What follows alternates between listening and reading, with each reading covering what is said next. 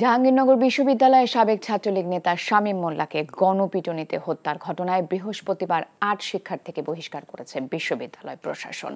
এছাড়া হত্যায় জড়িত থাকার অভিযোগে বৈষম্য বিরোধী ছাত্র আন্দোলনের বিশ্ববিদ্যালয়ের অন্যতম সমন্বয়ক আহসান লাবিবকে অব্যাহতি দেওয়া হয়েছে।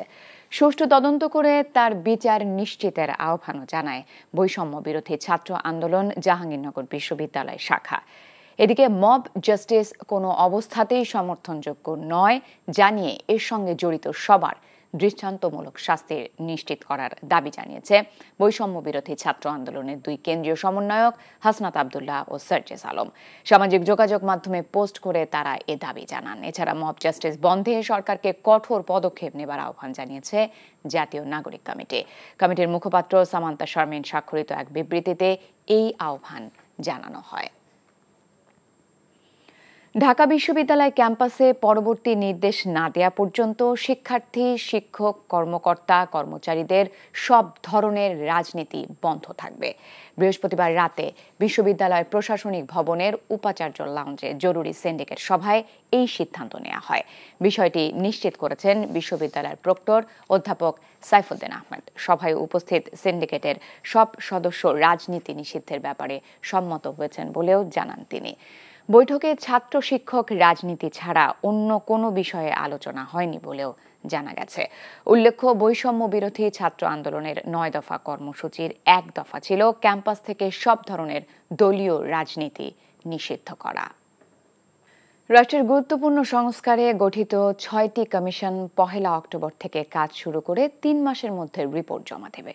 এক্ষেত্রে গণহত্যায় জড়িত আওয়ামী লীগ ছাড়া অন্য সব দল ও অংশীজনের সাথে আলোচনা হবে। বৃহস্পতিবার সভা শেষে ব্রিফিংয়ে আইন উপদেষ্টা জানান, জুলাই হত্যাকাণ্ডের বিচার প্রক্রিয়া শুরুর পর শেখ হাসিনাকে ভারতের কাছে ফেরত চাওয়া হবে। প্রশ্নের উত্তরে তিনি বলেন, মব জাস্টিসের নামে বিচার বহির্ভূত হত্যাকাণ্ডের বিচার হবে। এর আগে অন্তর্বর্তী সরকার অধ্যাদেশের অনুমোদন দেয়া হয় উপদেষ্টা পরিষদের সভায়। আরো জানাচ্ছেন মুকসিমুল হাসান। অন্তর্বর্তীকালীন সরকারের ১ মাস পূর্তিতে জাতির উদ্দেশ্যে দেওয়া ভাষণে গত ১১ সেপ্টেম্বর প্রধান উপদেষ্টা ডক্টর মোহাম্মদ ইউনূস রাষ্ট্রের গুরুত্বপূর্ণ সংস্কারের লক্ষ্যে ৬টি কমিশন গঠন এবং কমিশনের প্রধানের নাম ঘোষণা করেন। তার ঠিক এক সপ্তাহের মাথায় প্রধান উপদেষ্টার বাসভবন যমুনায় ৬ কমিশনের প্রধানের সাথে বৈঠক করেন ডক্টর মোহাম্মদ ইউনূস, যেখানে উপস্থিত ছিলেন কয়েকজন উপদেষ্টাও। ১ ঘণ্টারও বেশি সময়ের আলোচনার পর সংবাদ সম্মেলনে জানানো হয়, কমিশনগুলো পূর্ণাঙ্গভাবে গঠিত হওয়ার পর ১ অক্টোবর থেকে পরবর্তী ৩ মাসের মধ্যে তাদের প্রতিবেদন তৈরি করবে। এক্ষেত্রে আলোচনা করবে সব অংশীজনের সাথেও। যারা গণহত্যাকারী ছিল, যারা মানবতা বিরোধী অপরাধ করেছে, যারা বিচারের ভয়ে পালিয়ে বেড়াচ্ছে, তাদের সাথে কোনো আলোচনা হবে না। তাদের বাদে সমাজে যত প্রতিনিধিত্বকারী শ্রেণী আছে, রাজনৈতিক দল আছে, তারপর আপনার সামাজিক সংগঠন, পেশাজীবী সংগঠন, ছাত্র সংগঠন, আমাদের এই বিপ্লবী অভ্যুত্থানে যারা ছিলেন, প্রত্যেকটা সেক্টরের সাথে যতভাবে পারা যায় মতামত প্রতিফলিত করা হবে। প্রাথমিকভাবে ৬টি সংস্কার কমিশন গঠিত হয়েছে। এর পরবর্তীতে আরও অনেকগুলো সংস্কার কমিশনের প্রস্তাবনা আমাদের অলরেডি আছে। এক প্রশ্নের উত্তরে আসিফ নজরুল জানান, জুলাই হত্যাকাণ্ডের বিচার প্রক্রিয়া আনুষ্ঠানিকভাবে শুরু হলেই চুক্তি অনুযায়ী ভারতের কাছে শেখ হাসিনাকে ফেরত চাওয়া হবে। সেই এক্সট্রাডিশন ট্রিটি অনুযায়ী উনি সাবেক প্রধানমন্ত্রী হন আর যাই হন না কেন, ওনার এক্সট্রাডিশন বা প্রত্যার্পণ আমরা চাইতে পারি। অচিরেই আপনারা দেখবেন বিচার শুরু হয়েছে। বিচার শুরু হওয়ার পর ডেফিনেটলি আমরা এক্সট্রাডিশন চাবো। সম্প্রতি জাহাঙ্গীরনগর ও ঢাকা বিশ্ববিদ্যালয় গণপিটুনিতে দুজনের মৃত্যু প্রসঙ্গে এক প্রশ্নের উত্তরে তিনি জানান, সব অন্যায়ের বিচার হবে। এখানে কোনো রকম মব জাস্টিস, কোনো রকম আইন নিজের হাতে তুলে নেওয়া, গণপিটুনি দেওয়া, এগুলি কোনোভাবেই অ্যাকসেপ্ট করা হবে না। বিচার বহির্ভূত হত্যাকাণ্ড কোনোভাবেই অ্যাকসেপ্ট করা হবে না। এগুলি যদি ঘটে, আপনাদের একটা জিনিস নিশ্চিত করতে পারি, আমাদের সরকার তাৎক্ষণিকভাবে ব্যবস্থা নেবে। একই সঙ্গে ব্রিফিংয়ে জানানো হয়, প্রধান উপদেষ্টা জাতিসংঘের সাধারণ পরিষদের অধিবেশনে যোগদান শেষে দেশে ফেরার পর নির্বাচন কমিশন পুনর্গঠন করা হবে। এর আগে রাজধানীর তেজগাঁওয়ে প্রধান উপদেষ্টার কার্যালয়ে ডক্টর মোহাম্মদ ইউনূসের সভাপতিত্বে উপদেষ্টা পরিষদের সভা অনুষ্ঠিত হয়। পরে মন্ত্রিপরিষদ বিভাগ থেকে পাঠানো বিজ্ঞপ্তিতে জানানো হয়, বৈঠকে অন্তর্বর্তীকালীন সরকার অধ্যাদেশ ২০২৪-এর খসড়ার নীতিগত ও চূড়ান্ত অনুমোদন দেওয়া হয়েছে। বিজ্ঞপ্তিতে আরও বলা হয়, বিদ্যমান পরিস্থিতিতে ডকট্রিন অফ নেসেসিটি অনুযায়ী সাংবিধানিক সংকট মোকাবেলায় সর্বস্তরের জনগণের ঐকান্তিক ইচ্ছা ও পরম অভিপ্রায়ের প্রেক্ষিতে গণ অভ্যুত্থানকারী ছাত্র জনতার প্রতিনিধিদের প্রস্তাবের ভিত্তিতে ৮ আগস্ট অন্তর্বর্তী সরকার গঠিত হয়েছে। সেই সাথে অন্তর্বর্তীকালীন সরকারের উপদেষ্টা এবং সমমর্যাদা সম্পন্ন ব্যক্তিদের আয় ও সম্পদ বিবরণী প্রকাশের নীতিমালা 2024-এর খসড়া অনুমোদন দিয়েছে উপদেষ্টা পরিষদ। Muksimul Ahsan, NTV news, Dhaka. সাবেক পরিকল্পনা মন্ত্রী ও সুনামগঞ্জ ৩ আসনের সংসদ সদস্য এম এ মান্নানকে গ্রেপ্তার করেছে পুলিশ। বৃহস্পতিবার রাতে শান্তিগঞ্জ উপজেলার নিজ বাড়ি থেকে তাকে গ্রেপ্তার করা হয়। জেলা পুলিশ সুপার আফম আনোয়ার হোসেন খান জানান, সুনামগঞ্জ শহরে গত ৪ আগস্ট ছাত্র জনতার আন্দোলনে হামলার ঘটনায় ২ সেপ্টেম্বর সদর মডেল থানায় মামলা করেন দোয়ারা বাজারের বাসিন্দা হাফিজ আহমদ। দ্রুত বিচার আইনের মামলায় এম এ মান্নান সহ ৯৯ জনকে আসামি করা হয়। মান্নানকে আদালতে হাজির করে রিমান্ড চাওয়া হবে বলে জানিয়েছে পুলিশ। ছাত্র জনতার অভ্যুত্থানে ৫ আগস্ট প্রধানমন্ত্রীর পদ থেকে ইস্তফা দিয়ে দেশ ছাড়েন শেখ হাসিনা। এরপর থেকে এখন পর্যন্ত আওয়ামী লীগ সরকারের মন্ত্রী, সংসদ সদস্য, উপদেষ্টা ও শীর্ষ পর্যায়ের নেতা মিলিয়ে ৩২ জনকে গ্রেপ্তার করা হলো। শেখ হাসিনাকে মানবতা বিরোধী অপরাধের জন্য তার বিচারের দাবি জানিয়েছেন বিএনপি মহাসচিব মির্জা ফখরুল ইসলাম আলমগীর। তিনি অন্তর্বর্তী সরকারকে সহযোগিতা করার আশ্বাস দিয়ে সেনাবাহিনীকে ম্যাজিস্ট্রেসি ক্ষমতা দেবার বিষয়টি পুনর্বিবেচনা করার আহ্বান জানান। বৃহস্পতিবার ঠাকুরগাঁওয়ে পৃথক দুটি জনসভা সহ স্থানীয় বিএনপি আয়োজিত অনুষ্ঠানে মির্জা ফখরুল এসব কথা বলেন। ঠাকুরগাঁও থেকে লুৎফর রহমান মিঠুর পাঠানো রিপোর্ট। গণহত্যার দায়ে শেখ হাসিনা ও তার দোসরদের বিচার দাবিতে ঠাকুরগাঁওয়ের রানীশঙ্কর কলেজ মাঠে বিএনপির জনসভায় হাজারো মানুষের ঢল নামে। এ সময় মির্জা ফখরুল ইসলাম আলমগীর বলেন, শেখ হাসিনা জনগণের বিরুদ্ধে দাঁড়িয়ে মানবতা বিরোধী অপরাধ করেছে, তাই আইনের আওতায় এনে বিচার করতে হবে অপরাধীর। শেখ হাসিনার কোনো ক্ষমা নাই, সেই জাতিকে ধ্বংস করেছে, সুতরাং জবাব তাকে দিতেই হবে। যে অপরাধগুলো সে করেছে, এই অপরাধগুলোকে বলা হয় মানবতা বিরোধী অপরাধ। এই মানবতা বিরোধী অপরাধের তার বিচার হবে, ইনশাআল্লাহ আইনের আওতায়। এর আগে ঠাকুরগাঁও প্রেস ক্লাবে ছাত্র জনতার গণ অভ্যুত্থানে নিহতদের পরিবার ও আহতদের সাথে সাক্ষাৎ এবং মতবিনিময় করেন বিএনপি মহাসচিব। এ সময় দেশের সব স্থানে সেনাবাহিনীকে ম্যাজিস্ট্রেসি ক্ষমতা দেওয়ার সমালোচনা করেন তিনি। সেনাবাহিনীকে ম্যাজিস্ট্রেট পাওয়ার দেওয়া হয়েছে, ভালো কথা। তার মানে প্রশাসন ফেল করছে। যে সমস্ত এলাকাতে পিসফুল আছে, শান্তিপূর্ণ আছে, যেখানে রাজনৈতিক নেতা কর্মীরাই সমস্ত বিষয়গুলোকে নিয়ন্ত্রণ করছেন, সেইখানে এই ম্যাজিস্ট্রেট পাওয়ার দেওয়ার নতুন সমস্যা তৈরি করা সমীচীন হবে না, বুদ্ধিমানের কাজ হবে না। আমি তাই অন্তর্বর্তীকালীন সরকারকে অনুরোধ করব, তারা বিষয়টি পুনর্বিবেচনা করবেন এবং কখনোই এমন কোনো ব্যবস্থা নেবেন না যেটা সামগ্রিকভাবে তাদের জন্য বুমেরাং হবে, দেশের মানুষের জন্য একটা বুমেরাং হবে। বিকেলে পীরগঞ্জ উপজেলায় দলীয় সমাবেশে অংশ নেওয়ার পর সন্ধ্যায় জেলার সনাতন ধর্মাবলম্বীদের সাথে মতবিনিময় সভায় সকলকে ঐক্যবদ্ধ থেকে সৌহার্দ্য সম্প্রীতি বজায় রাখার আহ্বান জানান Mirza Fakhrul. NTV news desk. Salman F রহমানের মালিকানাধীন বেক্সিমকো গ্রুপের সব সম্পত্তি রক্ষণাবেক্ষণের জন্য তত্ত্বাবধায়ক নিয়োগ দিতে লিখিত আদেশ প্রকাশ করেছে হাইকোর্ট। বিচারপতি এ.কে.এম. আসাদুজ্জামান ও বিচারপতি মোহাম্মদ মাহবুব উল ইসলামের হাইকোর্ট বেঞ্চ বৃহস্পতিবার এ সংক্রান্ত আদেশ প্রকাশ করেন। লিখিত আদেশে বাংলাদেশ ব্যাংকে এই নির্দেশ বাস্তবায়ন করতে বলা হয়েছে। রিটকারী আইনজীবী মাসুদ আর সোবহান জানান, বিশেষ নিয়ম তৈরি করে বেক্সিমকো সহ বেশ কিছু কোম্পানি ব্যাংক থেকে বিপুল পরিমাণ অর্থ ঋণ নিয়েছে, যা তারা ফেরত দেয়নি, ফলে ক্ষতিগ্রস্ত হয়েছে ব্যাংকিং খাত। এর আগে ৪ সেপ্টেম্বর বেক্সিমকো ফার্মাসিউটিক্যালস লিমিটেডের সংশ্লিষ্ট কোম্পানির অন্য সব ব্যবসার ক্ষেত্রে ঋণ ও তা পরিশোধের তথ্যাদি সহ কয়েকটি বিষয় নিয়ে আইনজীবী মাসুদ আর সোবহান রিট করেন। এর প্রেক্ষিতে ৫ সেপ্টেম্বর বেক্সিমকো গ্রুপের সব সম্পত্তি সংযুক্ত করে সেগুলোর ব্যবস্থাপনায় রিসিভার নিয়োগ দিতে নির্দেশ দেয় হাইকোর্ট। যারা ৫,০০০ কোটি টাকার বেশি লোন নিয়েছে তাদের ২৫ বছরের মধ্যে ১ পয়সা রিপেমেন্ট করতে হবে না। ২৫ বছর, থিঙ্ক অ্যাবাউট ইট।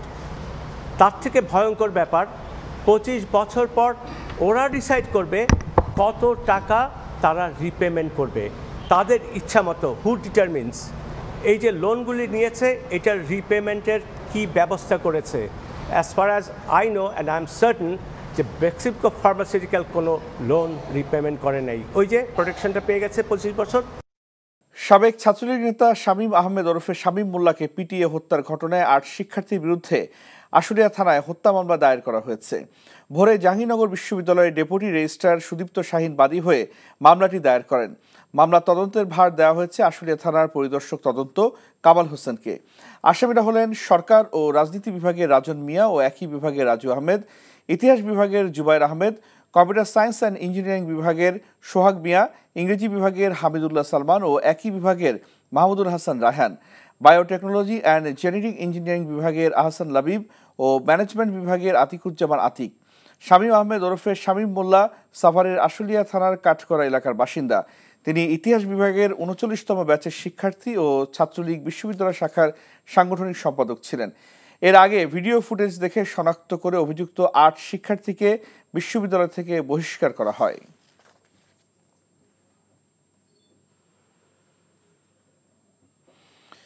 এবার সাভারে মাদ্রাসা শিক্ষার্থী সুমন ইসলাম হত্যার ঘটনায় ক্ষমতাচ্যুত সাবেক প্রধানমন্ত্রী শেখ হাসিনা, তার বোন শেখ রেহানা সহ 388 জনের বিরুদ্ধে মামলা দায়ের করা হয়েছে। সকালে এই মামলাটি দায়ের করেন সুমন ইসলামের মা কাজলী বেগম। মামলার অন্য আসামিরা হলেন ওবায়দুল কাদের, সালমান ইফ রহমান, সাবেক স্বরাষ্ট্রমন্ত্রী আসাদুজ্জামান খান কামাল, আওয়ামী লীগের প্রেসিডিয়াম সদস্য শেখ ফজলুল করিম সেলিম, শাহজাহান খান, জাহাঙ্গীর কবির নানক, সাবেক আইনমন্ত্রী আনিসুল হক। মামলার এজাহারে বলা হয় 5 আগস্ট বাইপাইল বাসস্ট্যান্ডে পুলিশ বক্সের সামনে বৈষম্য বিরোধী আন্দোলনের সময় নেয়া ছাত্র জনতার উপর নির্বিচারে গুলি চালায় পুলিশ। গুলিবিদ্ধ হয়ে মারা যান মাদ্রাসা শিক্ষার্থী সুমন ইসলাম। সাবেক পরিকল্পনা মন্ত্রী ও সুনামগঞ্জ 3 আসনের সংসদ সদস্য এম এ মান্নানকে গ্রেপ্তার করেছে পুলিশ। বৃহস্পতিবার রাতে শান্তিগঞ্জ উপজেলার নিজ বাড়ি থেকে তাকে গ্রেপ্তার করা হয়। জেলা পুলিশ সুপার আফম আনোয়ার হোসেন খান জানান, সুনামগঞ্জ শহরে গত 4 আগস্ট ছাত্র জনতার আন্দোলনে হামলার ঘটনায় 2 সেপ্টেম্বর সদর মডেল থানায় মামলা করেন দোয়ারাবাজারের বাসিন্দা হাফিজ আহমেদ। দ্রুত বিচার আইনের মামলায় এম এ মান্নান সহ 99 জনকে আসামি করা হয়। মান্নানকে আদালতে হাজির করে রিমান্ড চাওয়া হবে বলে জানিয়েছে পুলিশ। ছাত্র জনতার অভ্যুত্থানে 5 আগস্ট প্রধানমন্ত্রীর পদ থেকে ইস্তফা দিয়ে দেশ ছাড়েন শেখ হাসিনা। এরপর থেকে এখন পর্যন্ত আওয়ামী লীগ সরকারের মন্ত্রী, সংসদ সদস্য, উপদেষ্টা ও শীর্ষ পর্যায়ের নেতা মিলিয়ে 32 জনকে গ্রেপ্তার করা হলো। আজ থেকে সপ্তাহে 7 দিনই চলবে মেট্রো রেল। একই সঙ্গে চালু হচ্ছে কাজীপাড়া মেট্রো স্টেশন। বৃহস্পতিবার বিকেলে রাজধানীর ইস্কাটনে ডিএমটিসিএল কার্যালয়ে এসব তথ্য জানান সংস্থাটির ব্যবস্থাপনা পরিচালক মোহাম্মদ আব্দুর রউফ। বলেন, শুধু শুক্রবারে মেট্রো রেল চলবে বিকেল 3:30 থেকে রাত 9টা পর্যন্ত। জানান, কাজীপাড়া স্টেশন মেরামতে খরচ হয়েছে 20,50,000 টাকা। দ্রুত সময়ের মধ্যে মিরপুর 10 স্টেশন চালুর কাজও চলছে। প্রতিদিন গড়ে 3 লাখ যাত্রী মেট্রো রেল ব্যবহার করছেন। এবার সাভারে মাদ্রাসা শিক্ষার্থী সুমন ইসলাম হত্যার ঘটনায় ক্ষমতাচ্যুত সাবেক প্রধানমন্ত্রী শেখ হাসিনা, তার বোন শেখ রেহানা সহ 388 জনের বিরুদ্ধে মামলা দায়ের করা হয়েছে। সকালে এই মামলাটি দায়ের করেন সুমন ইসলামের মা কাজলী বেগম। মামলার অন্য আসামিরা হলেন ওবায়দুল কাদের, সালমান ইফ রহমান, সাবেক স্বরাষ্ট্রমন্ত্রী আসাদুজ্জামান খান কামাল, আওয়ামী লীগের প্রেসিডিয়াম সদস্য শেখ ফজলুল করিম সেলিম, শাহজাহান খান, জাহাঙ্গীর কবির নানক, সাবেক আইনমন্ত্রী আনিসুল হক। মামলার এজাহারে বলা হয় 5 আগস্ট বাইপাইল বাসস্ট্যান্ডে পুলিশ বক্সের সামনে বৈষম্য বিরোধী আন্দোলনে অংশ নেয়া ছাত্র জনতার উপর নির্বিচারে গুলি চালায় পুলিশ। গুলিবিদ্ধ হয়ে মারা যান মাদ্রাসা শিক্ষার্থী সুমন ইসলাম। বিএনপির পক্ষ থেকে 20 কোটি টাকার বেশি নগদ অর্থ এবং ত্রাণ সহায়তা বন্যা উপদ্রুত অঞ্চলে সহায়তা দেওয়া হয়েছে বলে জানিয়েছেন বিএনপি স্থায়ী কমিটির সদস্য ডাক্তার AZM জাহিদ হোসেন। সকালে সংবাদ সম্মেলন করে এই তথ্য জানান তিনি। বলেন, 7 কোটি টাকার বেশি ত্রাণ তহবিলে জমা রয়েছে, যা দিয়ে বন্যা দুর্গত এলাকায় পুনর্বাসন কাজ চালানো হবে। গত 25 তারিখ থেকে আজ অবধি আমরা বিএনপি এবং বিএনপি পরিবার 20 কোটি টাকারও অধিক নগদ আর্থিক এবং ত্রাণ সহায়তা, অর্থাৎ প্রতিটা জায়গাতেই মেডিকেল ক্যাম্প চলছে এবং মেডিকেল ক্যাম্পগুলোতে আমাদের ডাক্তাররা খালি যাচ্ছে তা না, ডাক্তার ওখানে স্থানীয় নেতৃবৃন্দের সহায়তায় ঔষধও পর্যাপ্ত পরিমাণ ঔষধ সেখানে বিনা পয়সায় সরবরাহ করা হচ্ছে। সাবেক পরিকল্পনা মন্ত্রী ও সুনামগঞ্জ ৩ আসনের সংসদ সদস্য এম এ মান্নানকে গ্রেপ্তারের পর কারাগারে পাঠিয়েছে আদালত। বৃহস্পতিবার রাতে শান্তিগঞ্জ উপজেলার নিজ বাড়ি থেকে তাকে গ্রেপ্তার করা হয়। সকালে তাকে জুডিশিয়াল ম্যাজিস্ট্রেট ফারহান সাদিকের আদালতে হাজির করা হয়। এ সময় তার আইনজীবী শারীরিক অবস্থা বিবেচনা করে জামিন চান। আদালত তার জামিন নাকচ করে জেল হাজতে পাঠানোর নির্দেশ দেন। রিমান্ড ও জামিন আবেদনের শুনানি পরবর্তী তারিখ অনুষ্ঠিত হবে। সুনামগঞ্জ শহরে গত ৪ আগস্ট ছাত্র জনতার আন্দোলনে হামলার ঘটনায় সদর মডেল থানায় মামলা করেন দুয়ারাবাজারের বাসিন্দা হাফিজ আহমেদ। দ্রুত বিচার আইনের মামলায় এম এ মান্নান সহ ৯৯ জনকে আসামি করা হয়। গত ২ বছর ধরে দফায় দফায় বেড়েছে পেঁয়াজের দাম। সম্প্রতি ছেদ পড়েছে সেই মূল্য বৃদ্ধির ঊর্ধ্বগতিতে। খবর নিয়ে জানা যায়, প্রতিবেশী দেশের উপর আমদানি নির্ভর না হয়ে পাকিস্তান সহ অন্য বেশ কিছু দেশ থেকে আমদানি শুরু হয় পণ্যটির দাম এখন পড়তির দিকে। পেঁয়াজের বাজার পরিস্থিতি সম্পর্কে আরো জানাচ্ছেন শামসুল হক হায়দারি, ক্যামেরায় ছিলেন এনামুল হক। দেশে বছরে যে পরিমাণ পেঁয়াজ উৎপাদন হয় সে তুলনায় চাহিদার ঘাটতি থাকে প্রায় ৫ লাখ টন। এই ঘাটতি পূরণে বেশিরভাগ পেঁয়াজ আমদানি হতো ভারত থেকে। ফলে নানা কারণে ভারতের পেঁয়াজ রপ্তানি ব্যাহত হলে বাংলাদেশে বেড়ে যেত পণ্যটির দাম। বারবার এমন পরিস্থিতির পর আমদানিকারকরা অন্য বেশ কটি দেশ থেকে পেঁয়াজ আমদানি শুরু করে বলে জানান সংশ্লিষ্টরা। পাকিস্তান থেকে গত বছর মাত্র ২৩২ টন পেঁয়াজ আমদানি হয়। সেখানে এই বছর এই সময় অর্থাৎ পয়লা জুলাই থেকে আজ পর্যন্ত ৪,২০০ টনের উপরে বেশি পেঁয়াজ পাকিস্তান থেকে আমদানি হয়েছে। পাশাপাশি চীন থেকে ৬৬৫ টন, ইজিপ্ট অর্থাৎ মিশর থেকে ১১০০ টন এবং থাইল্যান্ড থেকেও অল্প কিছু সংখ্যক পেঁয়াজ আমদানি হয়েছে।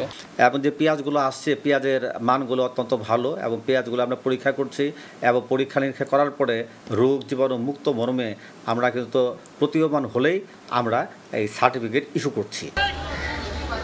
এদিকে বিভিন্ন দেশ থেকে পেঁয়াজ আমদানির প্রভাব পড়তে শুরু করেছে পাইকারি বাজারে। গত ২ মাসের ব্যবধানে প্রতি কেজি পেঁয়াজের দাম ইতিমধ্যেই ২০ টাকা পর্যন্ত কমে গেছে বলে জানান ব্যবসায়ীরা। চায়না থেকে আপনার মিশর থেকে আপনার বিভিন্ন জায়গা থেকে বাইরে থেকে পেঁয়াজ আসছে, ইম্পোর্ট করতেছে, এখন আসতেছে পেঁয়াজ। এবার আছে পেঁয়াজ দাম আগে থেকে ১৫ টাকা ২০ টাকা করে দাম কমে গেছে। পাইকারি বাজারে পেঁয়াজের দাম কমতে শুরু করলেও খুচরা বাজারে এখনও তার প্রভাব পড়েনি। সরবরাহ বাড়ার সাথে সাথে খুচরা বাজারেও দাম কমতে শুরু করবে বলে জানিয়েছেন ব্যবসায়ীরা। শামসুল হক হায়দারি, এনটিভি নিউজ, চট্টগ্রাম। সাবেক ছাত্রলীগ নেতা শামীম মোল্লাকে পিটিয়ে হত্যার ঘটনায় ৮ শিক্ষার্থীর বিরুদ্ধে আশুলিয়া থানায় হত্যা মামলা দায়ের করা হয়েছে।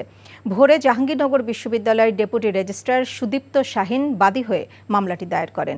মামলায় আসামিরা হলেন সরকার ও রাজনীতি বিভাগের রাজন মিয়া ও একই বিভাগের রাজু আহমদ, ইতিহাস বিভাগের Zubair Ahmed, computer science and engineering বিভাগের সোহাগ মিয়া, ইংরেজি বিভাগের হামিদুল্লাহ সালমান ও একই বিভাগের Mahmudul Hasan Raihan, biotechnology and genetic engineering বিভাগের আহসান লাবিব ও ম্যানেজমেন্ট বিভাগের আতিকুজ্জামান আতিক।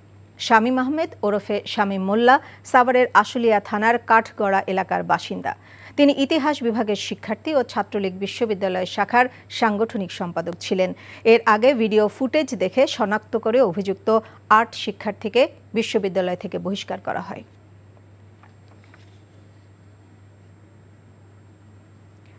দেশের বিভিন্ন জায়গায় বিচার বহির্ভূত হত্যাকাণ্ডের মধ্যে দিয়ে আইন নিজের হাতে তুলে না নেওয়ার আহ্বান জানিয়েছে পুলিশ। আর কেউ আইন নিজের হাতে তুলে নিলে কঠোর ব্যবস্থা নেওয়া হবে বলেও হুঁশিয়ারি দেওয়া হয়েছে। শুক্রবার বিজ্ঞপ্তিতে পুলিশ সদর দপ্তর থেকে বলা হয়েছে, সম্প্রতি কোথাও কোথাও গণপিটুনি দিয়ে মানুষ হত্যার মতো নৃশংস ঘটনা ঘটছে। এ ধরনের মব জাস্টিস কোনোভাবে কাম্য হতে পারে না। কেউ আইন নিজের হাতে তুলে নিলে তার বিরুদ্ধে কঠোর আইনানুগ ব্যবস্থা গ্রহণে বাংলাদেশ পুলিশ বদ্ধপরিকর। ওই প্রেস বিজ্ঞপ্তিতে বলা হয়েছে, কেউ অন্যায় করলে দেশে প্রচলিত আইন অনুযায়ী তার বিচারের বিধান রয়েছে। আইন নিজের হাতে তুলে নেওয়ার অধিকার কারো নেই। কোনো ব্যক্তি অন্যায় করলে জাতীয় জরুরি সেবা 999-এ অথবা নিকটস্থ থানায় যোগাযোগ করার পরামর্শ দেওয়া হয়েছে। নির্বাচনের জন্য প্রয়োজনীয় সংস্কার শেষ করে দ্রুত নির্বাচন অনুষ্ঠানের আহ্বান জানিয়েছেন বিএনপির স্থায়ী কমিটির সদস্য বেগম সেলিমা রহমান। সকালে ঢাকা রিপোর্টার্স ইউনিটিতে অন্তর্বর্তীকালীন সরকারের কাছে জনগণের প্রত্যাশার শীর্ষক আলোচনায় এই আহ্বান জানান তিনি। বলেন, অন্তর্বর্তীকালীন সরকারের পক্ষে সব প্রত্যাশা পূরণ সম্ভব নয়, এজন্য প্রয়োজন জনগণের ভোটে নির্বাচিত সরকার। এখনও ষড়যন্ত্র শেষ হয়নি দাবি করে সেলিমা রহমান অভিযোগ করেন, সাবেক প্রধানমন্ত্রী ভারতে বসে এখনও ষড়যন্ত্র চালিয়ে যাচ্ছেন।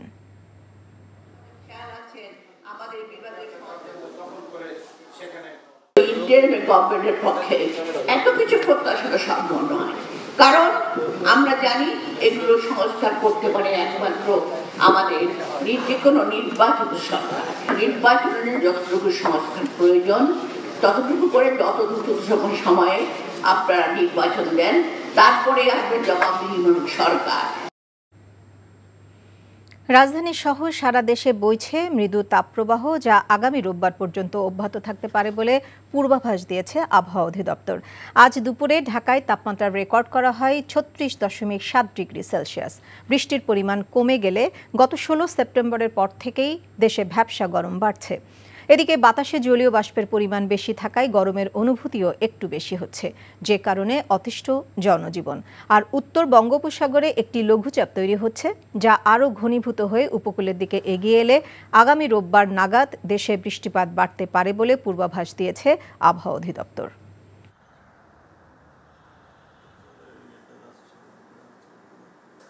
এখন তো বর্ষাকাল, বাতাসে জলীয় বাষ্পের পরিমাণটা অনেক বেশি আছে, এদের মানুষের শরীর ঘামটা কিন্তু শরীরে শুকাচ্ছে না, এদের মানুষের কিন্তু অসহনীয় ভ্যাপসা গরমটা অনুভব হচ্ছে। সারা দেশে কিন্তু এই তাপপ্রবাহটা বিস্তার লাভ করছে এবং এইটা আগামী রবিবার পর্যন্ত এই তাপপ্রবাহটা অব্যাহত থাকবে এবং রবিবারের পরে বৃষ্টিপাতের পরিমাণটা বাড়বে এবং সারা দেশে তাপপ্রবাহটা প্রশমিত হয়ে যাবে।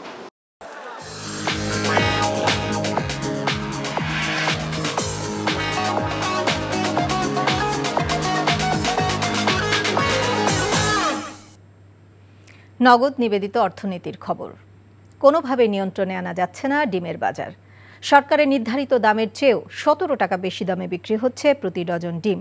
অন্যদিকে ব্রয়লার এবং সোনালী মুরগি মিলছে সরকার নির্ধারিত দামে। তবে ক্রেতাদের অভিযোগ, বাজার মূল্যের থেকে বেশি দাম নির্ধারণ করে সরকারই ব্রয়লারের দাম বাড়িয়ে দিয়েছে। এছাড়া বাজারে আরেক দফা দাম বেড়েছে চালের। হাসানুল শাওনের রিপোর্ট।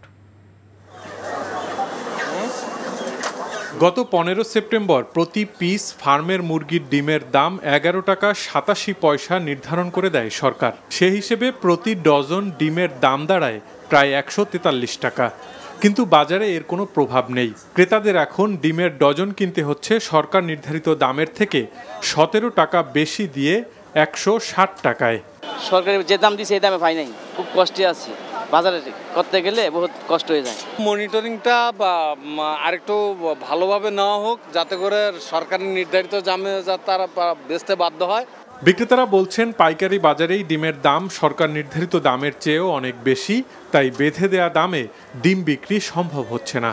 বেলগাতে কিনি, এখানে বিক্রি করি, এখন আজকে বিক্রি করতে 160 টাকা দর্জন। পাইকারি বাজার আরো 100 টাকা বাড়ছে। আগে গেছে সপ্তাহে বিক্রি করছি আপনার 155 টাকা, এই সপ্তাহে 160 টাকা দর্জন। অন্যদিকে বাজারে সোনালী মুরগির কেজি বিক্রি হচ্ছে সরকার নির্ধারিত দাম 270 টাকায়, আর ব্রয়লারও মিলছে নির্ধারিত দাম 180 টাকায়। ব্রয়লার 180, বড় ব্রয়লার 180, সোনালী অরিজিনালটা 270 টাকা।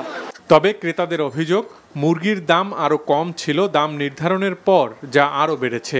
সরকার নির্ধারণ করে দিয়েছে 179, তারা চাচ্ছে 180, কিন্তু গত সপ্তাহে আমি এটা নিয়ে গেছি নির্ধারণের আগে 170 করে গত সপ্তাহে। তাহলে সরকার একটু বেশি নির্ধারণ করে ফেলেছে। বাজারে আরেক দফা দাম বেড়েছে আটাশ চালের, কেজি বিক্রি হচ্ছে 58 টাকায়। এছাড়া মিনিকেট 72 টাকা এবং স্বর্ণা চালের কেজি এখন 55 টাকা। চালের দাম সহসাই কমার কোনো লক্ষণ নেই বলে জানান বিক্রেতারা। আড়াই চালের দাম বাড়ছে আর কি, সামনে তো সিজন নাই, কমার সম্ভাবনা তো নাই, আমার বাড়ে কিনা এটা টেনশন আছে। এছাড়া বাজারে সব ধরনের মাছের দামই বাড়তি, ইলিশের দাম তো এখনও নিম্নবিত্ত ও মধ্যবিত্তের নাগালের বাইরে। Hasanul Shaon, NTV news, Dhaka. আজ থেকে সপ্তাহের প্রতিদিনই চলবে মেট্রো রেল। একই সঙ্গে চালু হচ্ছে কাজীপাড়া মেট্রো স্টেশন। এর মাধ্যমে সপ্তাহের 7 দিন মেট্রো রেল চলাচল করবে। ডিএমটিসিএল কর্তৃপক্ষ জানিয়েছে, শুধু শুক্রবারে মেট্রো রেল বিকেল 3:30 থেকে রাত 9টা পর্যন্ত উত্তরা থেকে মতিঝিল পর্যন্ত, আর মতিঝিল থেকে দুপুর 3:50 থেকে রাত 9:40 পর্যন্ত চলবে। একটি ট্রেনের পর আরেকটি ট্রেন ছাড়ার মধ্যবর্তী সময় হবে 12 মিনিট। কাজীপাড়া স্টেশন মেরামতে খরচ হয়েছে 20,50,000 টাকা। দ্রুত সময়ের মধ্যে মিরপুর 10 স্টেশন চালুর কাজও চলছে। প্রতিদিন গড়ে 3 লাখ যাত্রী মেট্রো রেল ব্যবহার করছেন। সাবেক পরিকল্পনা মন্ত্রী ও সুনামগঞ্জ 3 আসনের সংসদ সদস্য এম এ মান্নানকে গ্রেপ্তারের পর কারাগারে পাঠিয়েছে আদালত। বৃহস্পতিবার রাতে শান্তিগঞ্জ উপজেলার নিজ বাড়ি থেকে তাকে গ্রেপ্তার করা হয়। সকালে তাকে জুডিশিয়াল ম্যাজিস্ট্রেট ফারহান সাদিকের আদালতে হাজির করা হয়। এ সময় তার আইনজীবী শারীরিক অবস্থা বিবেচনা করে জামিন চান। আদালত তার জামিন নাকচ করে জেল হাজতে পাঠানোর নির্দেশ দেন। রিমান্ড ও জামিন আবেদনের শুনানি পরবর্তী তারিখে অনুষ্ঠিত হবে। সুনামগঞ্জ শহরে গত 4 আগস্ট ছাত্র জনতার আন্দোলনে হামলার ঘটনায় সদর মডেল থানায় মামলা করেন দোয়ারা বাজারের বাসিন্দা হাফিজ আহমেদ। দ্রুত বিচার আইনের মামলায় এম এ মান্নান সহ 99 জনকে আসামি করা হয়। দুর্গাপূজায় সরকারি ছুটি 3 দিন ঘোষণা সহ নিরাপত্তার জন্য মন্দিরে সেনাবাহিনীর মোতায়েনের দাবি জানিয়েছে বাংলাদেশ জাতীয় হিন্দু মহাজোট। সকালে জাতীয় প্রেস ক্লাবে সংবাদ সম্মেলনে সংগঠনটির সভাপতি ডক্টর প্রভাষ চন্দ্র রায় অভিযোগ করেন, দুর্গাপূজা আসলে প্রতিমা ভাঙচুরের ঘটনা ঘটে। এবারও কিছু জায়গায় মূর্তি ভাঙা হয়েছে, তাই পূজার নিরাপত্তা নিয়ে শঙ্কা প্রকাশ করেন তিনি। দাবি করেন প্রত্যেকটি মন্দিরে সিসি ক্যামেরা স্থাপনের। এছাড়া পূজার 10 দিন আগে থেকে আইনশৃঙ্খলা বাহিনী মোতায়েনের দাবি জানানো হয়। এছাড়া সংখ্যালঘু সুরক্ষা আইন ও সংখ্যালঘু কমিশন গঠন সহ 4 দফা দাবি জানানো হয়।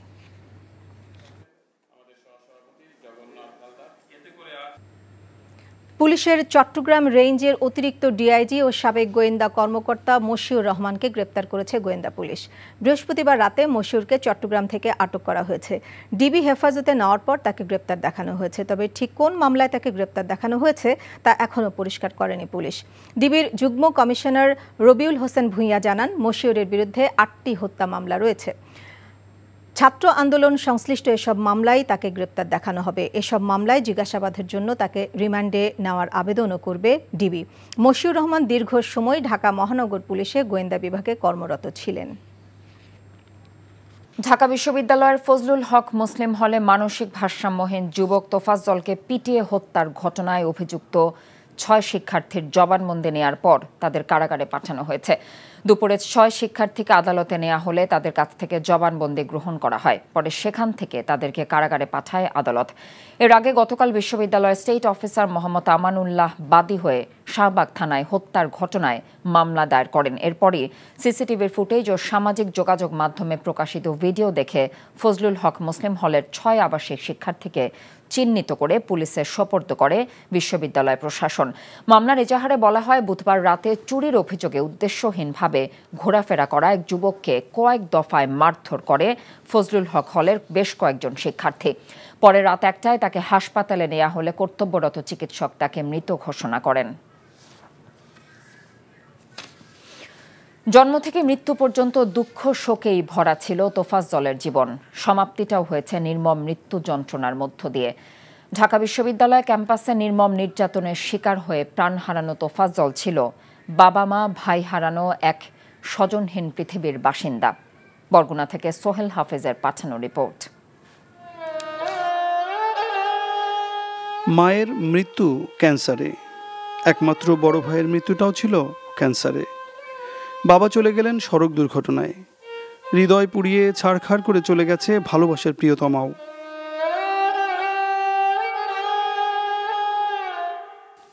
মাত্র কয়েক বছরের ব্যবধানে সব হারিয়ে মানসিক ভারসাম্যহীন হয়ে পড়েন তোফাজ্জল। এ কেমন নিয়তি! দুর্ভাগা জীবনের সমাপ্তিটাও হলো যার নিঠুর নির্মমতায়। ঢাকা ইউনিভার্সিটির মতো জায়গায় যদি এরকম একটি হত্যাযজ্ঞ ঘটে, যে নির্মমভাবে তাকে যেভাবে নির্যাতন করে তাকে হত্যা করা হয়েছে, এই হত্যার আমরা বিচার চাই, সর্বোচ্চ বিচার দাবি করছি। বাংলা সাহিত্যে অনার্স এবং মাস্টার্স করেছিলেন পিরোজপুর সোহরাওয়ার্দী কলেজ থেকে। পাথরঘাটা উপজেলার কাঁঠালতলী ইউনিয়ন ছাত্রলীগের সভাপতি ছিলেন তিনি। ক্লাস 6 থেকে 10 পর্যন্ত আমরা এখানেই তাকে পড়াইছি এবং সে মেধাবী স্টুডেন্ট ছিল। তোফাজ্জলের মৃত্যুতে শোকের ছায়া নেমে এসেছে বরগুনার পাথরঘাটা উপজেলায়। শুক্রবার সকালে জানাজা শেষে পাথরঘাটার কাঁঠালতলী গ্রামে দাফন করা হয় তোফাজ্জল হোসেনের মরদেহ। তোফাজ্জলের মায়ের জানাজা, বাবার জানাজা আমি পড়িয়েছিলাম, কিন্তু ভাগ্যের নির্মম পরিহাস যে আমাকেই ওর জানাজাও যে আমাকে পড়াতে হবে এটা জীবনে ভাবি নাই। দাফন শেষে চরদুয়ানি বাজারে এই নির্মম হত্যাকাণ্ডের সাথে জড়িত সকলের দৃষ্টান্তমূলক শাস্তির দাবিতে মানববন্ধন করেছে স্থানীয় গ্রামবাসী। সোহেল হাফিজ, এনটিভি নিউজ, বরগুনা। সাবেক ছাত্রলীগ নেতা শামীম মোল্লাকে পিটিয়ে হত্যার ঘটনায় 8 শিক্ষার্থীর বিরুদ্ধে আশুলিয়া থানায় হত্যা মামলা দায়ের করা হয়েছে। ভোরে জাহাঙ্গীরনগর বিশ্ববিদ্যালয়ের ডেপুটি রেজিস্ট্রার সুদীপ্ত শাহীন বাদী হয়ে মামলাটি দায়ের করেন।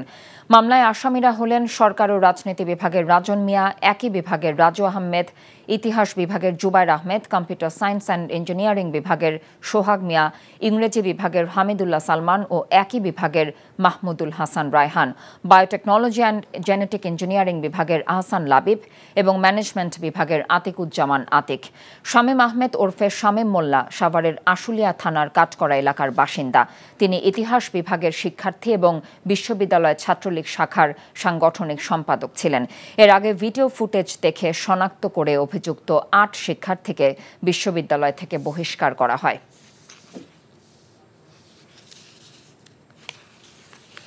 জাহাঙ্গীরনগর বিশ্ববিদ্যালয়ের প্রাক্তন শিক্ষার্থী ও ছাত্রলীগ নেতা শামীম আহমেদ গণপিটুনিতে নিহতের প্রতিবাদ ও বিচারের দাবিতে আজও উত্তাল ক্যাম্পাস।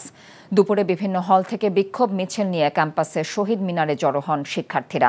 সেখানে সমাবেশে নিরাপদ ক্যাম্পাস ও শিক্ষা জীবন সুরক্ষায় বিশ্ববিদ্যালয়ে সব ধরনের রাজনীতি নিষিদ্ধের দাবি জানিয়েছেন তারা।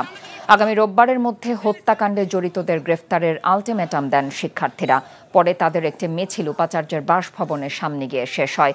এর আগে 8 শিক্ষার্থীকে বহিষ্কার এবং বিশ্ববিদ্যালয়ের পক্ষ থেকে তাদের বিরুদ্ধে আশুলিয়া থানায় একটি হত্যা মামলা করা হয়। গঠন করা হয়েছে একটি 5 সদস্যের তদন্ত কমিটি। ইতিমধ্যে হত্যাকাণ্ডে অংশ নেওয়ার অভিযোগে বৈষম্য বিরোধী ছাত্র আন্দোলনের বিশ্ববিদ্যালয় শাখার অন্যতম সমন্বয়ক আহসান লাবিবকে সাময়িক অব্যাহতি দেওয়া হয়েছে। রাজধানী সহ সারা দেশে বইছে মৃদু তাপপ্রবাহ, যা আগামী রোববার পর্যন্ত অব্যাহত থাকতে পারে বলে পূর্বাভাস দিয়েছে আবহাওয়া অধিদপ্তর। আজ দুপুরে ঢাকায় তাপমাত্রা রেকর্ড করা হয় 36.7 ডিগ্রি সেলসিয়াস। বৃষ্টির পরিমাণ কমে গেলে গত 16 সেপ্টেম্বরের পর থেকেই দেশে ভ্যাপসা গরম বাড়ছে। এদিকে বাতাসে জলীয় বাষ্পের পরিমাণ বেশি থাকায় গরমের অনুভূতিও একটু বেশি হচ্ছে, যে কারণে অতিষ্ঠ হয়ে পড়েছে জনজীবন। আর উত্তর বঙ্গোপসাগরে একটি লঘুচাপ তৈরি হচ্ছে, যা আরও ঘনীভূত হয়ে উপকূলের দিকে এগিয়ে এলে আগামী রোববার নাগাদ দেশে বৃষ্টিপাত বাড়তে পারে বলে পূর্বাভাস দিয়েছে আবহাওয়া অফিস। এখন তো বর্ষাকাল, বাতাসে জলীয় বাষ্পের পরিমাণটা অনেক বেশি আছে। এদের মানুষের শরীর ঘামটা কিন্তু শরীরে শুকাচ্ছে না। এদের মানুষের কিন্তু অসহনীয় ভ্যাপসা গরমটা অনুভব হচ্ছে। সারা দেশে কিন্তু এই তাপপ্রবাহটা বিস্তার লাভ করছে এবং এইটা আগামী রবিবার পর্যন্ত এই তাপপ্রবাহটা অব্যাহত থাকবে এবং রবিবারের পরে বৃষ্টিপাতের পরিমাণটা বাড়বে এবং সারা দেশ থেকে তাপপ্রবাহটা প্রশমিত হয়ে যাবে। জামায়াতে ইসলামীর সেক্রেটারি জেনারেল অধ্যাপক মিয়া গোলাম পরওয়ার বলেছেন, সচিবালয় থেকে শুরু করে জনপ্রশাসনের অনেক জায়গায় স্বৈরাচারের অনেক সেবাদাস ঘাপটি মেরে বসে আছে। প্রশাসনের সব জায়গা থেকে তাদের সরিয়ে সুন্দর বাংলাদেশ গঠনের জন্য অন্তর্বর্তীকালীন সরকারকে সহযোগিতা করার আহ্বান জানিয়েছেন তিনি। দুপুরে রাজশাহী জেলা পরিষদ মিলনায়তনে জামায়াতে ইসলামীর সদস্য সম্মেলনে প্রধান অতিথির বক্তব্যে তিনি এসব কথা বলেন। একটি অবাধ, নিরপেক্ষ, গ্রহণযোগ্য এবং অংশগ্রহণমূলক নির্বাচনের মধ্য দিয়ে নির্বাচিত জনপ্রতিনিধিদের হাতে ক্ষমতা হস্তান্তরের জন্য যতটুকু যৌক্তিক সময় প্রয়োজন হয় অন্তর্বর্তীকালীন সরকারকে সেই সময় দেয়া দরকার বলেও মন্তব্য করেন তিনি। গত 2 বছর ধরে দফায় দফায় বেড়েছে পেঁয়াজের দাম। সম্প্রতি ছেদ পড়েছে সেই মূল্যবৃদ্ধির ঊর্ধ্বগতিতে। জানা গেছে, প্রতিবেশী দেশের ওপর নির্ভরশীল না থেকে পাকিস্তান সহ অন্য বেশ কিছু দেশ থেকে আমদানি করায় পণ্যটির দাম এখন পড়তির দিকে। পেঁয়াজের বাজার পরিস্থিতি সম্পর্কে আরও জানাচ্ছেন শামসুল হক হায়দরি। ক্যামেরায় ছিলেন এনামুল হক। দেশে বছরে যে পরিমাণ পেঁয়াজ উৎপাদন হয় সে তুলনায় চাহিদার ঘাটতি থাকে প্রায় 5 লাখ টন। এই ঘাটতি পূরণে বেশিরভাগ পেঁয়াজ আমদানি হতো ভারত থেকে। ফলে নানা কারণে ভারতের পেঁয়াজ রপ্তানি ব্যাহত হলে বাংলাদেশে বেড়ে যেত পণ্যটির দাম। বারবার এমন পরিস্থিতির পর আমদানিকারকরা অন্য বেশ কটি দেশ থেকে পেঁয়াজ আমদানি শুরু করে বলে জানান সংশ্লিষ্টরা।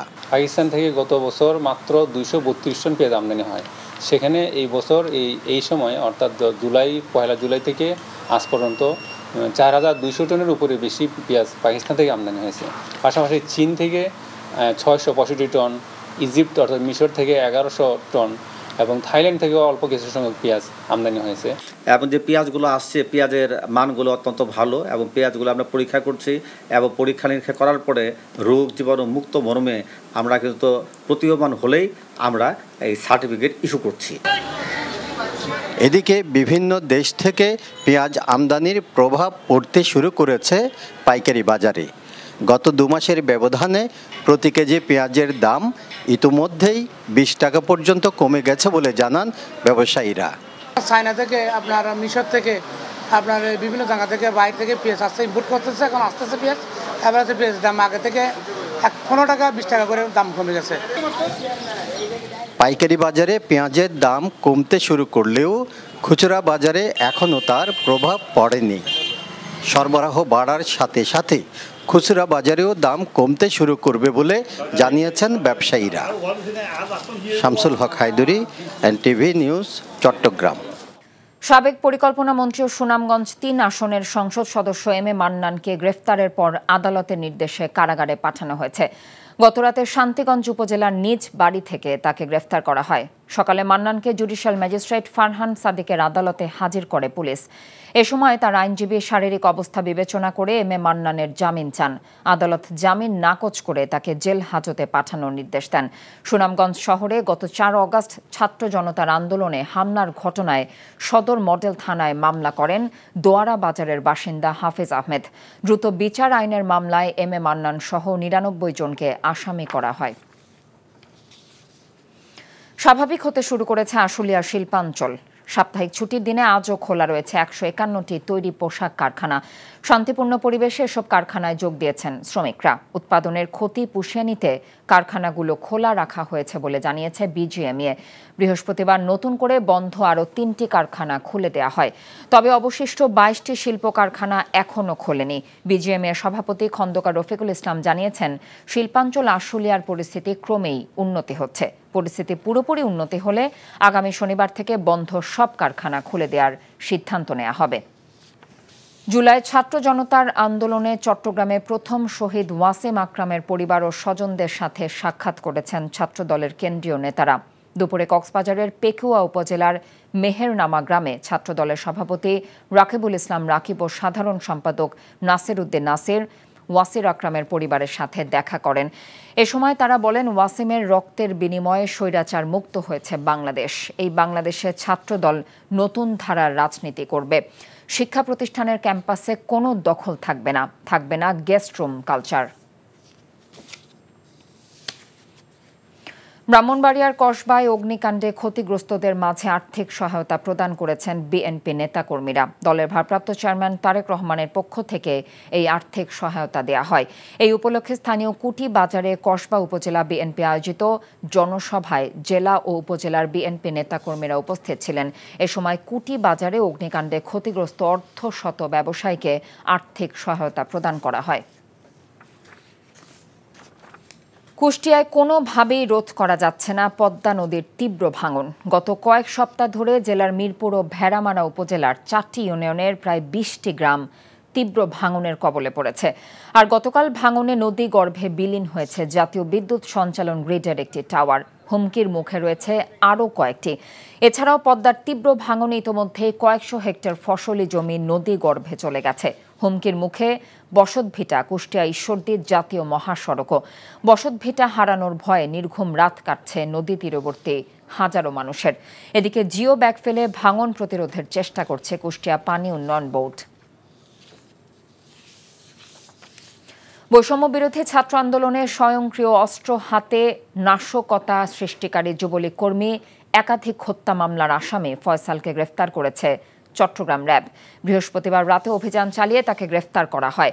র্যাব জানায়, গত 5 অগস্ট বৈষম্য বিরোধী ছাত্র জনতার শান্তিপূর্ণ বিজয় মিছিলে যুবলীগ কর্মী ফয়সাল ও তার সহযোগীরা ছাত্র জনতার ওপর হামলা চালায়। এ সময় বিজয় মিছিলে অংশগ্রহণকারীদের ওপর এলোপাতাড়ি গুলিবর্ষণ এবং রামদা লাঠি সোঁটা দিয়ে পিটিয়ে ছাত্রদেরকে আহত করা হয়। ওই ঘটনায় রবিন নামে এক ছাত্র গুলিবিদ্ধ হয়। পরে রবিনের বাবা বাদী হয়ে 130 জনের নাম উল্লেখ সহ অজ্ঞাতনামাদের আসামি করে মামলা করেন।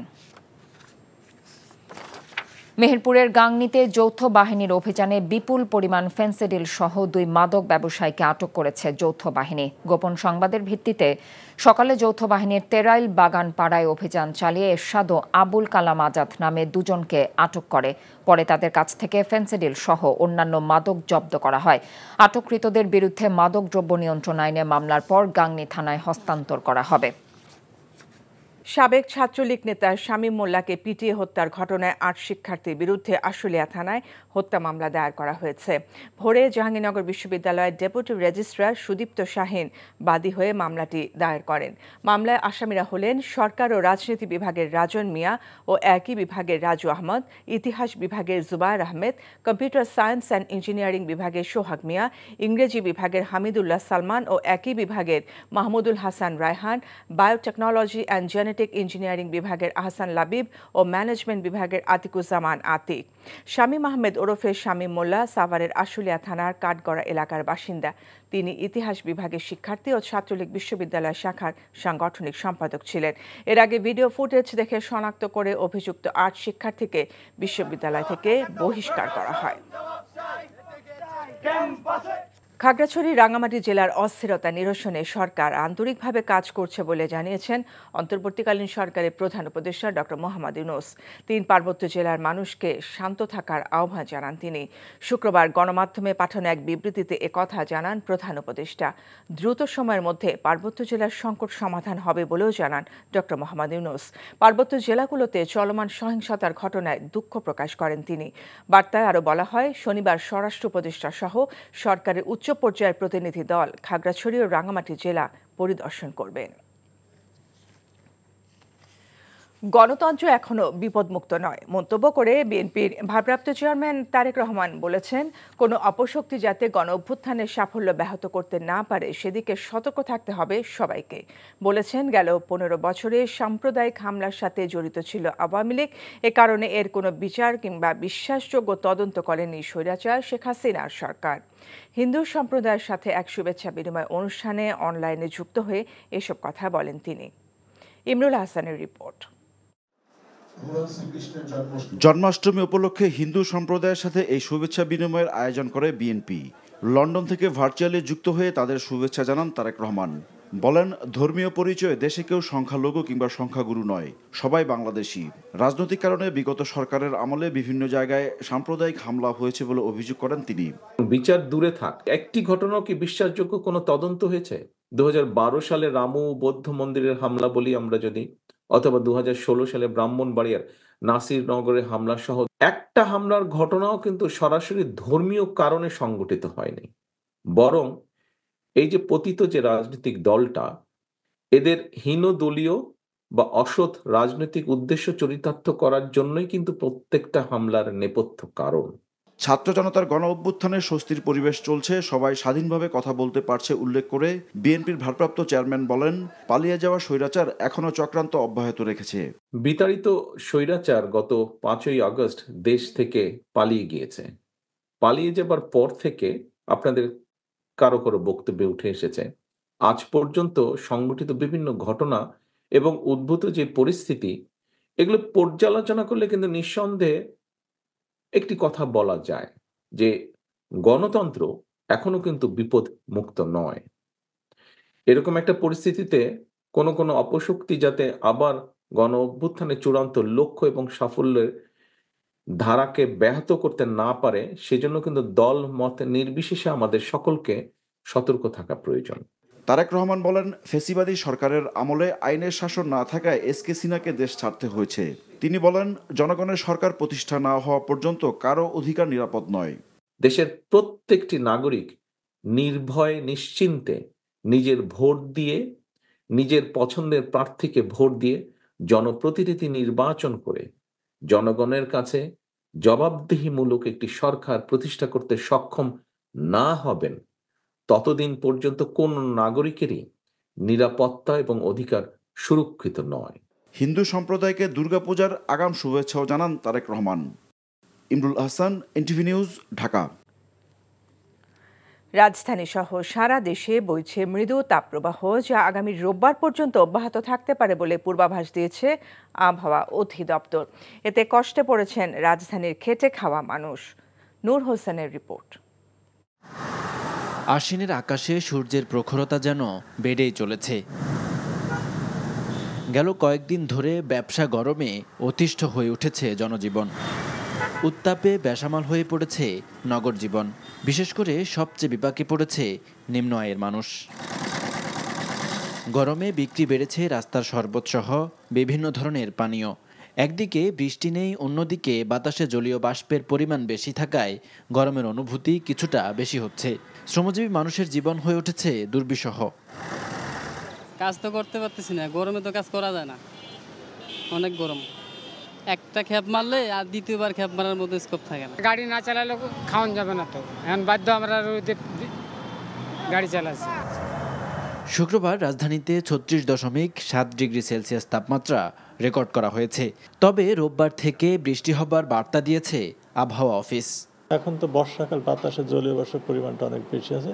এদের মানুষের শরীর ঘামটা কিন্তু শরীরে শুকাচ্ছে। এদের মানুষের কিন্তু অসহনীয় ব্যবসা গরমটা অনুভব হচ্ছে। সারা দেশে কিন্তু এই তাপপ্রবাহটা বিস্তার লাভ করছে এবং এইটা আগামী রবিবার পর্যন্ত এই তাপপ্রবাহটা অব্যাহত থাকবে এবং রবিবারের পরে বৃষ্টিপাতের পরিমাণটা বাড়বে এবং সারা দেশ থেকে তাপপ্রবাহটা প্রশমিত হয়ে যাবে। এ সময় বাড়তি সতর্কতা অবলম্বনের পরামর্শ বিশেষজ্ঞদের। নূর হোসেন, এনটিভি নিউজ, ঢাকা। বায়তুল মোকাররমের পুরনো আর নতুন খতিবের সমর্থকদের দুই পক্ষের মারামারিতে আহত হয়েছেন অন্তত 6 জন। ছাত্র জনতার গণঅভ্যুত্থানের পর পলাতক থাকা বায়তুল মোকাররমের খতিব মুফতি রুহুল আমিন ফিরে আসার ঘটনায় এমন পরিস্থিতি তৈরি হয়। এই 5ই আগস্ট শেখ হাসিনা সরকারের পতনের পর দলের নেতাকর্মী সমর্থকরা গা ঢাকা দেন। বায়তুল মোকাররম জাতীয় মসজিদের খতিবও সে সময় পালিয়ে যায়। শুক্রবার প্রায় 1 মাসেরও বেশি সময় পর নিজের অনুসারী নিয়ে মসজিদে প্রবেশ করেন মুফতি রুহুল আমিন। জুমার নামাজের আগে বর্তমান খতিব হাফেজ মাওলানা ডক্টর মুফতি ওয়ালিউর রহমান খান বয়ান করছিলেন। এমন সময় পলাতক খতিব মাওলানা মুফতি রুহুল আমিন দলবল নিয়ে বর্তমান খতিবের মাইক্রোফোন কেড়ে নেন আর এর পরপরই সংঘর্ষ বাধে মসজিদের ভেতরে। পরে পুলিশ সেনাবাহিনীর চেষ্টায় পরিস্থিতি নিয়ন্ত্রণে আসে। পুলিশের চট্টগ্রাম রেঞ্জের অতিরিক্ত ডিআইজি ও সাবেক গোয়েন্দা কর্মকর্তা মশিউর রহমানকে 7 দিনের রিমান্ড দিয়েছেন আদালত। বৃহস্পতিবার রাতে মশিউরকে চট্টগ্রাম থেকে আটক করা হয়। ডিবি হেফাজতে নেয়ার পর তাকে গ্রেফতার দেখানো হয়। ডিবির যুগ্ম কমিশনার রবিউল হোসেন ভুইয়া জানান, মশিউরের বিরুদ্ধে 8টি হত্যা মামলা রয়েছে। ছাত্র আন্দোলন সংশ্লিষ্ট এসব মামলায় তাকে গ্রেফতার দেখানো হয়েছে। মামলাগুলোতে জিজ্ঞাসাবাদের জন্য তাকে রিমান্ডে নেওয়ার আবেদনও করে ডিবি। এরই প্রেক্ষিতে 7 দিনের রিমান্ড দেয় আদালত। মশিউর রহমান দীর্ঘ সময় ঢাকা মহানগর পুলিশের গোয়েন্দা বিভাগে কর্মরত ছিলেন।